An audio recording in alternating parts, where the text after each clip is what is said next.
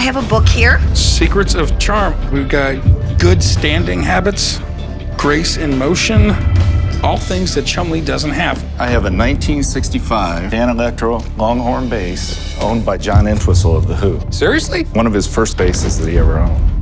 That is amazing. The Who is one of the greatest rock bands Exactly. ever. Do you mind if I pick it up? No, go ahead. The episode opens with the kind of conversation that instantly hooks you. What's the weirdest thing you've ever eaten? The old man casually lists fish heads, rice, even horse meat, like it's nothing. Chumlee jumps in with sea urchin, saying it tasted like salty Play-Doh, and the entire shop loses it. It's funny, random, and strangely perfect foreshadowing, because the things about to hit that counter are about to get way stranger and way more dangerous than anyone expects. Oh my God. Have you ever ate horse? I've eaten horse. It didn't taste bad. The weirdest thing I ate was uni. What's uni? It's a sea urchin. It tastes like salty Play-Doh.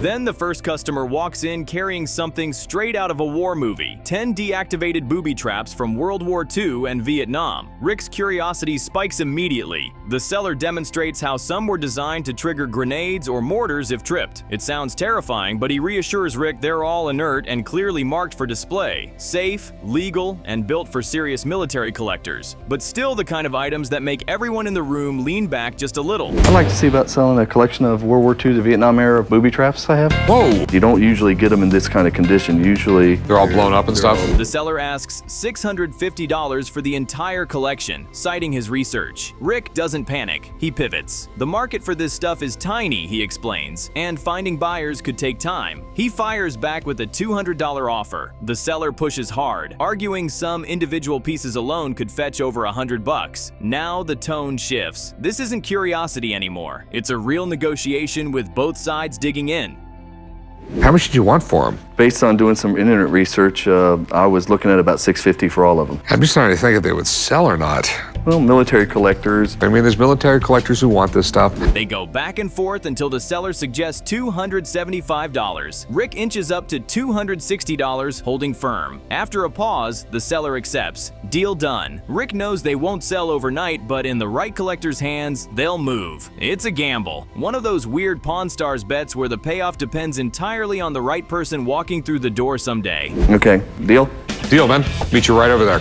These booby traps might be a hard sell at first, but all we need is the right niche buyer and these things will fly off the shelves. Next, a woman arrives with baseball cleats tied to one of the most dramatic moments in sports history, Bucky Dent's 1978 playoff home run against the Red Sox. Corey lights up instantly. The cleats still have Fenway dirt on them. That alone feels electric. She says she won't take less than $3,000. Suddenly, this isn't just memorabilia. It's tied to one of the most painful and legendary plays baseball fans still argue about.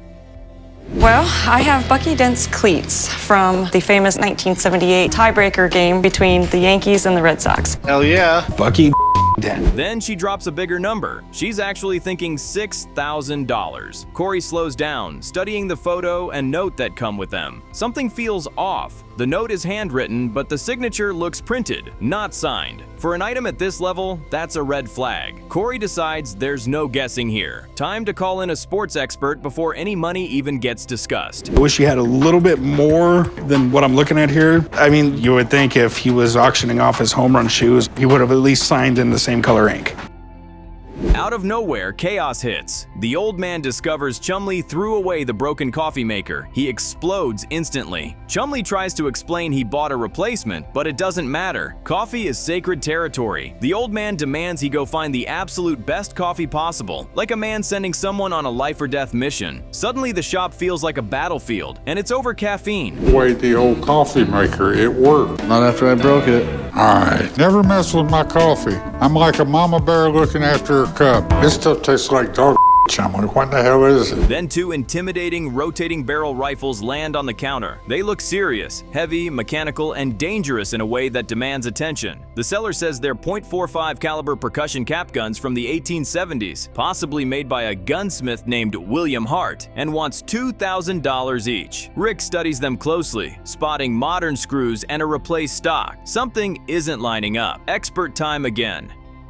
These look gnarly. These are gnarly. These guns are seriously badass. They are absolutely unique. I've never shot these. I'm not strong enough, and trying to hold it up to aim, I think, would be a real man's task. Meanwhile, Chumlee returns victorious with new coffee. The old man takes one sip and instantly approves. It's incredible. For a moment, peace is restored. Then Rick asks what kind it is. Chumlee proudly says civet coffee. Rick explains it comes from beans eaten and processed by a small animal. Everyone freezes. The old man shrugs and keeps drinking. Damn fine cup of joe. Crisis officially over. Chumlee, that is good coffee. Probably some of the best I ever tasted. Sweet. That is really good coffee. What kind of brew is it, Chum? Civet coffee. Have you ever heard of it? Firearms expert Craig arrives and gets straight to it. While some parts are old, the rifles themselves aren't 1800s originals. They're 20th century builds assembled from reproduction kits. Functional? Yes. Historic antiques? Not really. The entire story shifts instantly. What sounded like rare relics now lands closer to custom modern shooters.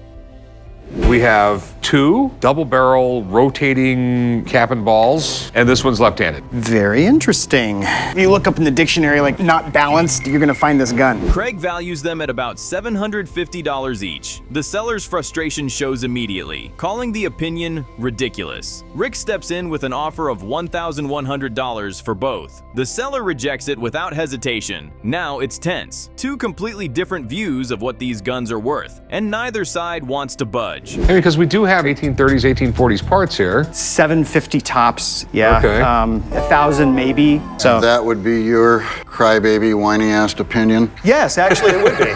But they're cool, right? The old man jumps into the negotiation and offers $1,500. The seller counters at $1,450. After a moment, they settle at $1,400 for the pair. The seller still looks annoyed, muttering under his breath, but he takes the deal. Rick walks away with unique functional rifles. Maybe not antiques, but definitely attention-grabbing pieces. $1,450. $1,400, thanks. 1,400. $1,400, thank right. you. If I come back, it would be interesting to have the same appraisal guy. Sometimes I'd like to smack him, but that's just me. Back to the Bucky Dent cleats. Expert Jeremy arrives and confirms they're real game-worn shoes from the correct era and model. That's the good news. The bad news? There's no proof they were worn for that exact home run. Without that, they're worth about $300 to $400. With proof, they jump to $20,000 or more. That missing evidence changes everything. Seventh inning, the Red Sox fans, they could already see themselves playing the Royals in the ALCS. They were up 2-0. Well, then all of a sudden, Bucky Dent's up next. Well, who knew the little light-hitting shortstop would end up crushing a home run? The Yankees won 5-4, and Bucky Dent's home run is one of the most important moments in baseball history. Corey offers $300, then bumps to $400. The seller looks crushed. She drops her asking price dramatically to $4,000, hoping to keep the dream alive. Corey won't move. Without proof, the value just isn't there. After a long pause, she walks away with the cleats, convinced they're worth far more than the offer. Right now, I'll buy them off you for $300, and I'll go out and I'll do all the legwork and get them authenticated, and I'll sell them for $25,000. No way. You can't meet me somewhere down the middle of the road there. I'll come down to $4,000. The episode wraps at a shooting range. Rick and Craig take the rotating barrel rifles out for a test run, turning it into a friendly competition. Double barrel versus single shot, milk jug target downrange. It's loud, fun, and the perfect payoff. Whatever their history, the rifles work, and they make for one unforgettable finale to a day packed with weird deals, missed fortunes, and classic pawn shop chaos.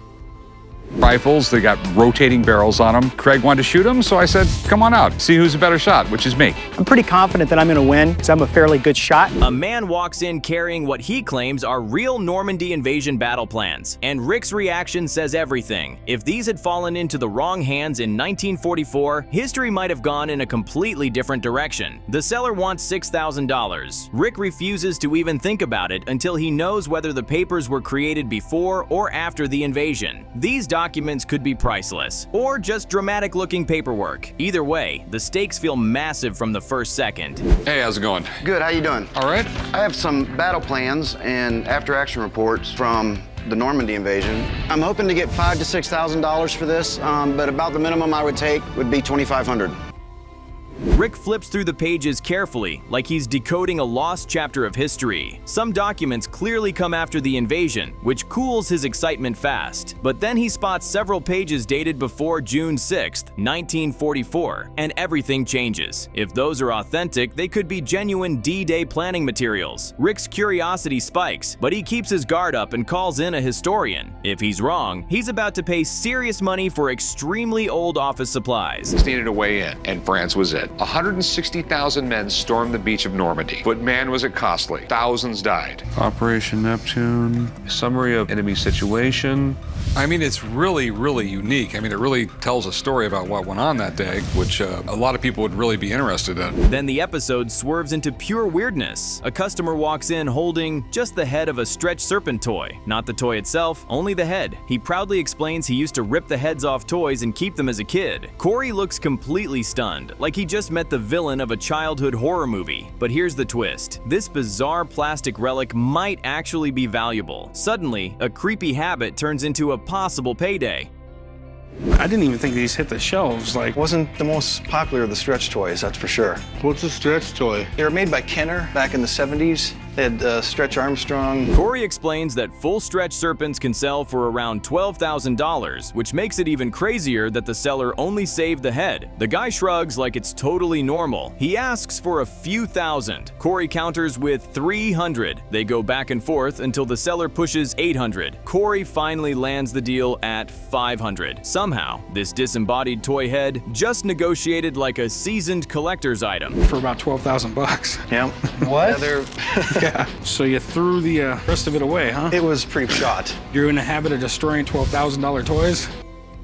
Then a leather football helmet from the early 20th century hits the counter. Rick lights up instantly. He loves vintage football gear. He asks what it feels like to wear, and the seller deadpans, "Not good." Rick laughs and explains early helmets were basically thick leather caps made by shoemakers, and players often got seriously hurt before helmets became mandatory. The piece feels raw, real, and tied to a brutal era of the sport. It's a football helmet. What fit you?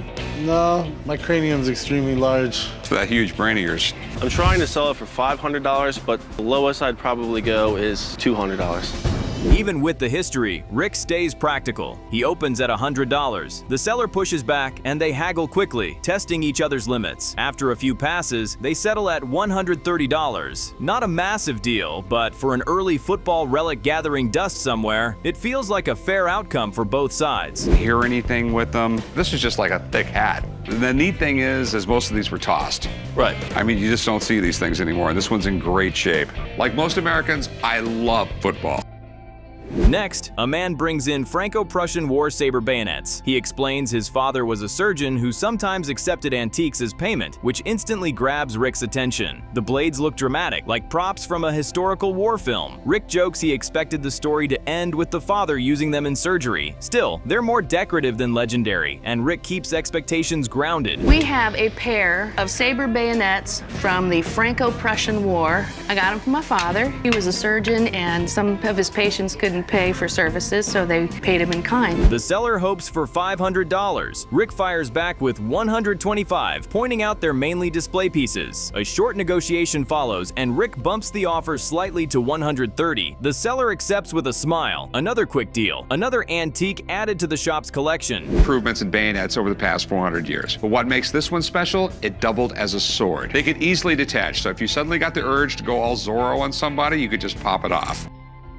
But the real tension comes back to that toy head. The old man hears Corey paid $500 and explodes. "You spent how much on plastic?" he snaps. Corey stands his ground, confident in his instincts. He even makes a bet. If he's wrong, he'll clean the whole store. Suddenly, this strange toy becomes the center of a high-stakes gamble between them. You got to be kidding me. Corey, damn it, did you see that? Corey always knows how to make my blood pressure go up. He bought a little green ball for $500. Sometimes I think he's the king of stupid. Toy expert Johnny arrives and studies the head carefully. After a moment, he delivers the shocker. The head alone could sell for $4,000 to $5,000. Corey wins instantly. The old man is stunned, muttering that even broken clocks get lucky sometimes. Corey celebrates like he just pulled off a miracle. One weird purchase just turned into a huge win.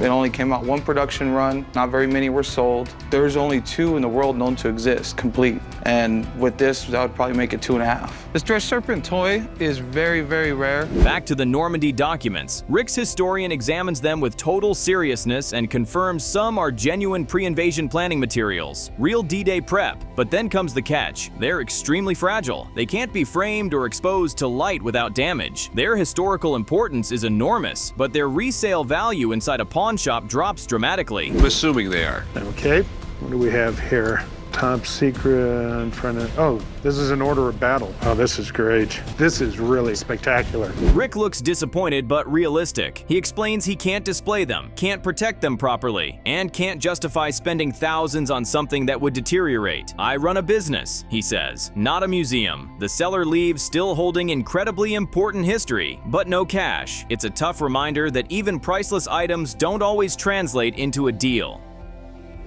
They're archival pieces rather than display pieces. These are quick production pieces from World War II. This just doesn't hold up. It is not color fast. If you get any light on it. The episode ends on a comedic payoff. The old man is stuck cleaning display cases after losing the bet, grumbling the entire time. Corey walks around celebrating like he just outplayed the market with a broken toy. You missed a spot, he teases. The old man fires back, threatening him jokingly. Classic family tension. Classic Pawn Stars ending. I don't know how Corey did it, but he managed to make money on half a toy. Hell, even broken clocks are right twice a day. Say I'm right. You're right, Corey. I apologize. And you were wrong. I'm never wrong. And you're old and senile.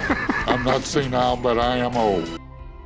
A guy walks in carrying what looks like a weapon straight out of a pirate movie and instantly has everyone's attention. It's a blunderbuss, the kind of gun that once fired nails, glass, or anything deadly you could shove into it. He wants $10,000. Corey and the old man lean in, fascinated but cautious. Is this a genuine centuries-old relic or a dramatic rebuild dressed up to look dangerous? Either way, it's the kind of item that screams history and chaos at the same time. Good. I got something you might be interested in. Well, that thing's been in my family for a long time. It does look a little Elmer Fuddish, doesn't it? We'll see. This is a blunderbuss. They're a really effective weapon. Look how many pieces of glass or nails could shoot out the end of this thing. Rick slips into history mode, explaining the barrel might be from the 1600s, possibly a Lazar barrel, which could make it incredibly valuable. Then his tone shifts. Fakes were everywhere back then, he warns, and this could easily be one of them. The seller's confidence dips immediately. What felt like a museum-level treasure suddenly starts looking like a mismatched project built from random antique parts. At close range, it's almost impossible to miss. This is incredible. It's a Lazarino barrel. He was one of the most famous barrel makers of the 1600s. Okay. The problem is there was more fakes back then than the real ones. How much are you looking to get out of it? I think about 10 grand. Rick calls in antique arms expert Sean, who examines the blunderbuss piece by piece. The verdict is complicated. The barrel is real and old, no doubt about it, but everything else? A rebuild. Different parts from different times stitched together. Still interesting, still collectible, but not the untouched relic the seller imagined. Sean values it between $2,500 and $3,500. The dream price collapses instantly. I own Tortuga Trading. The guys at the pawn shop call me in whenever they get anything really cool. Wow, this is pretty cool, man. I'm assuming it's a kid's blunderbuss? Kid or a very small man? This was definitely not made for a kid. Even though it looks the style of a rifle, I'd never want to shoulder this. Negotiations ignite fast. The seller pushes for $8,000 and Rick laughs like he's just heard a joke. Rick fires back at $1,500. Numbers bounce, tension builds, and both sides dig in. Eventually, they land at $2,000. Not the jackpot the seller wanted, but still a solid payout. Rick walks away with a fascinating, if imperfect, piece of history. I was hoping it'd be worth more than that. Not so much, I'm sorry to say. Thanks, Sean. Absolutely, it's a pleasure. Thank you. Good luck. So what do you want for it? I mean, it's not 10 grand. I'll take 8 then. Then the shop sees one of its flashiest arrivals ever, a 1978 Coca-Cola motorhome rolling in like a celebrity. Bright, loud, impossible to ignore. The seller wants $50,000. Rick just stares, trying to process it. Anyone who buys this would need a massive driveway and a serious love for soda. It's unforgettable, but unforgettable doesn't always mean sellable. This is what I wanted you to take a look at. So is this it? It's a 1978 Coke-sponsored motorhome. This thing's awesome. I love it. Everybody we pass on the highway, they're always asking us for free Coke. Where's your Coke? I want a Coke, you know. Inside, the motorhome is pure 70s nostalgia, red upholstery, bold branding, and a story that fans honk and wave when they see it on the road. Rick loves the vibe but knows the market is tiny. He offers $20,000. The seller reacts like he's been insulted. The gap between their expectations is huge, and you can feel the deal slipping before it even really begins. How much did you want for it? Around $50,000. I just, you have to pay registration fees. I'd go 20 grand. I was thinking in terms of $45,000. The seller pushes the number up, $30,000, then $35,000, then a firm $42,000. Rick doesn't chase it. There's no real pricing guide for something this niche, and resale would be a gamble. The deal dies right there. The seller drives off still smiling, clearly in love with the rolling soda monument, while Rick watches it go, half amazed and half relieved. 35 is tops. I will not go a dime more. There is no blue book value. No, I can't do it for that price. It's worth more than that to us. Thanks for showing it to me though, man. First up, a customer brings in a saddle he claims Kevin Costner rode in Dances with Wolves. He says he bought it at auction and is convinced it's authentic. Rick immediately zeroes in on the weak spot, proof. A card from the movie house and some vague photos aren't enough. Without solid documentation, that Hollywood connection might be nothing more than a story. So what do we got here? Saddle that was used by Kevin Costner in Dances with Wolves. There's got to be a lot of women who'll pay a lot of money for something that's touched Kevin Costner's hind end. The seller sticks to his claim, insisting the auction house guaranteed its authenticity. Rick stays cautious but starts examining the saddle itself. He suspects it might actually be a real US military saddle from around the turn of the century, possibly later used as a movie prop. Now the value splits in two directions: real historical artifact or film memorabilia. Either way, it needs an expert. They assured the buyers that this was a saddle that had been used in Dances with Wolves. There's nothing here that proves that Kevin Costner's hind end sat on it. Well, we could do a DNA test for some. I mean, the weird thing about this is it looks like a U.S. military issued saddle. I mean, this is the style they had between the Civil War and I believe like World War I. Rick calls in Mark, a specialist in Western memorabilia, to solve the mystery. He wants to know two things: how old the saddle really is and whether it ever appeared in the film. The seller agrees, hopeful this is the moment everything gets confirmed and the price skyrockets. Well, as long as the expert's seen Dances with Wolves. So let me call my buddy, we'll see what we can do. Sounds good to me. All right. I know if we get somebody that knows what he's talking about, we get the expert in here, he's gonna say, yeah, this is the real thing and it's worth the money. Then another item steals the spotlight, a model 1886 Winchester rifle. The seller shares a wild backstory. His father-in-law once threatened him with it before eventually giving it to him. Rick instantly perks up. Classic Western firearm, iconic design. This is right in his wheelhouse. To try to sell my 1886 Winchester rifle. My father-in-law used to threaten me with it when I started dating his daughter, and now since we've been married for so many years, he actually gave it to me. Rick dives into the history. The Winchester 1886 was a powerhouse, chambered in .45-90 and known for serious firepower, a true frontier weapon. But there's a problem. The metal where the magazine meets the barrel has been hammered and damaged badly. That kind of wear crushes collector value no matter how legendary the gun is. The gun that won the West. Basically, this wasn't a muzzle loader where you had to put your powder in, your ball in, pack everything down. This thing right here, you loaded right around, I imagine this took right around 10 rounds. Rick lays it out honestly. A perfect one could hit $10,000. This one, maybe $2,500 to $3,000. He offers $1,500. The seller looks stunned. In a good way. He thought it was worth a couple hundred at best. Deal accepted instantly. Rick just scored a major piece of Western history. How much do you think it's worth? To be honest with you, I think I can probably get $2,500. If I'm real lucky, $3 grand. I would give you $1,500 for it. Okay. Back to the saddle. Expert Mark studies it closely and delivers the truth. It's a McClellan saddle from the late 1800s, but not made for riding. It's a pack saddle. And after reviewing Dances with Wolves again, he confirms it was never used in the film. Every saddle in the movie had black covers. This one didn't. Hollywood connection gone. My name is Mark and I'm an expert in Western memorabilia. What I love about Western memorabilia, it's part of the history of our country and American culture. Well, it's definitely a military saddle. It's a McClellan saddle developed in 1859. With the movie link dead, the value drops fast. A complete McClellan saddle might bring $1,000, but in this condition, it's worth $400 to $500. The seller's excitement fades immediately. The Kevin Costner dream just disappeared. What do you think this thing is worth? Well, if it was a formal McClellan military saddle and had the full cover on it and everything, they're selling for around $1,000. Okay. Rick starts negotiating. The seller asks $750. Rick counters at $250. After some back and forth, they land at $300. The seller accepts reluctantly, joking his wife will be disappointed she didn't get close to Kevin Costner. Another Hollywood myth meets pawn shop reality. How about $250? Yeah, I can't let it go for that. I paid more than that for it, and I mean, I'm sure it is still authentic, even though we couldn't get that verified. Can you go 400? I'll go 300.